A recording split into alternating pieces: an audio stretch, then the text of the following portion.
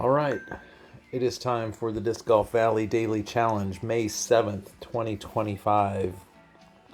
Today we have Crow's Nest, Foxtail, and Lakeside. Some fun holes there. We need minus 14, big score tonight for Diamond.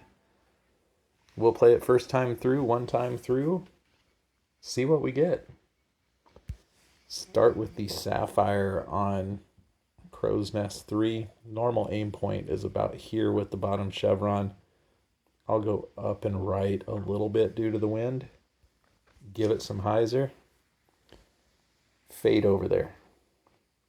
I did not go high enough. That was perfectly on line, but obviously way too high. I needed to stall that out more or go lower and just ram it home. Either one would have been better, but we'll take the eagle. Hole 1, we'll run the ace here with the sticky musket. Slide right. Normal aim point is bottom chevron somewhere off the end of this branch. I can hardly even see that branch anymore. I'm going to go a little bit lower, a little bit right, and try straight pullback. That's fair, but I think it's too high and left. I guess it was. It was kind of short and high and left all at the same time. All three of those things, even though it was really close. 46-footer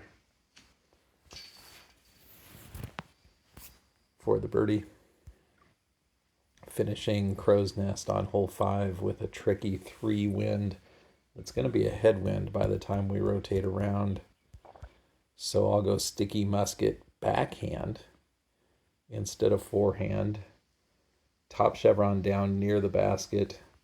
A little bit of hyzer, almost full power. Oh boy. That wasn't great. Kick off that rock. Nope. Okay, so what did I do wrong there? Oh no, and now I'm under the tree. This is terrible. We're going to get collision here, aren't we? I think we're going to get collision. I think I hyzered it and threw it too soft. I actually wasn't too soft. I just didn't need to hyzer it. Should have thrown it straight. All right, so let's try this and pretend we're not going to get collision, and if we do, we do. So 105 power with this tailwind. Try it. And we got collision. I mean, there's not much I could do about that. I can't play the collision from 110 feet away. Try to throw that 200 power, you could just blast yourself over the basket. So we have to make up a stroke somewhere. Foxtail, I don't know what the expected eagles are. We're going to throw DD3 on a forehand here. Stay left. Oh, that's perfect. Don't dead skip. Or maybe we wanted it to dead skip to stay in the middle. Nah, this is great. Do I run this? 266 feet. Oh man, that's tempting. If I miss though, I'm way past it. An automatic birdie instead of eagle. But you know what? I've never made albatross here. So we're going to run it. It looks a little uphill. I've honestly never been this far, so I don't know if it's uphill. It feels like it should be downhill, but... All right, so I'm going to play off to the right. I'm going to put the top chevron a little above the basket because it feels uphill.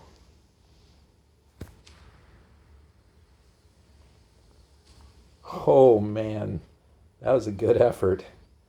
I think if I'm a little bit farther right, that has a chance to go in. I think it was high enough. All right, so we're still in shape here to make the eagle if we make a good throw here. 62-footer, 3 wind, so my chevron is below the band. About 50 feet of power. We're downhill. Okay, so we still made the eagle and had a fun run at Albie there.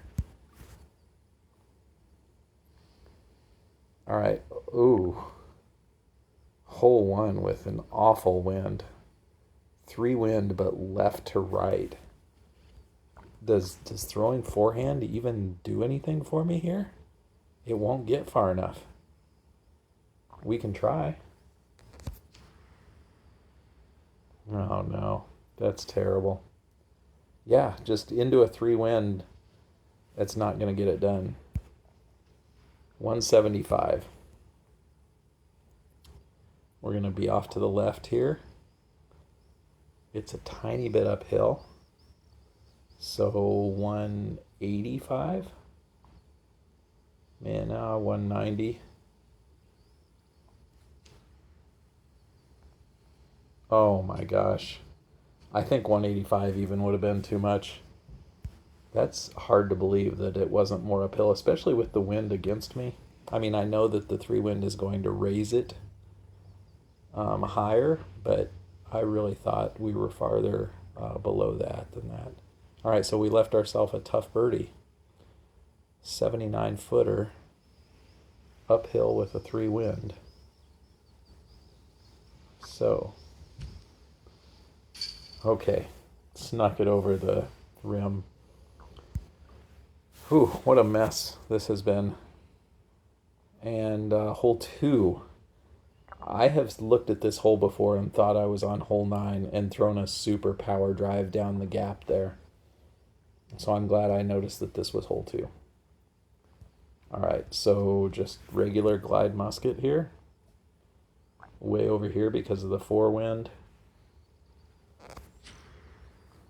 Did I give it enough hyzer? Oh, man. Oh, no. That's just disaster. Look at that. Well, you guys, this isn't going very well tonight. That happens sometimes when you play it first time through. 95-footer uphill into a 4-headwind. Oh my gosh.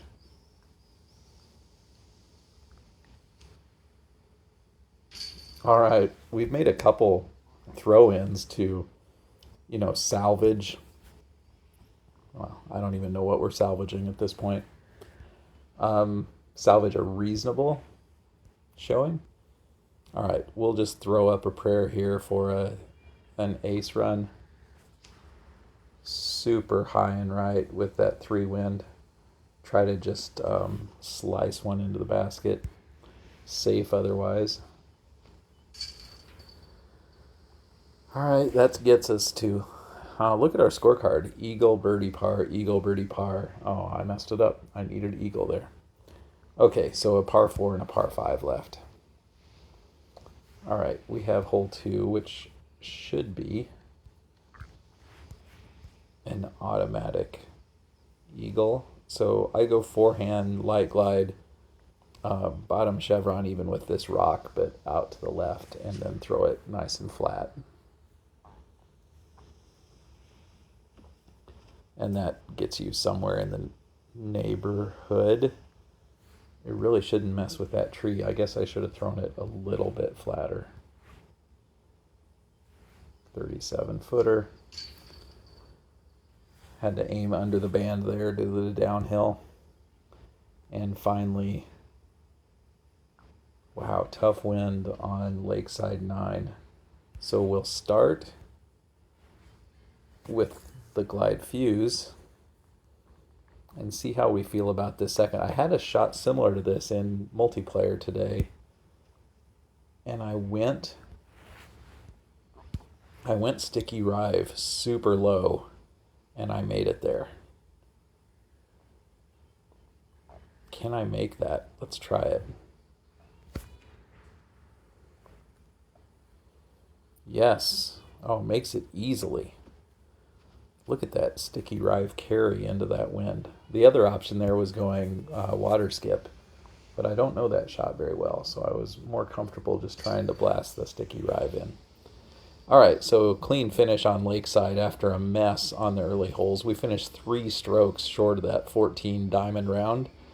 Love another shot at this one. I'll probably do that. Let me know how you did, and we will see you tomorrow.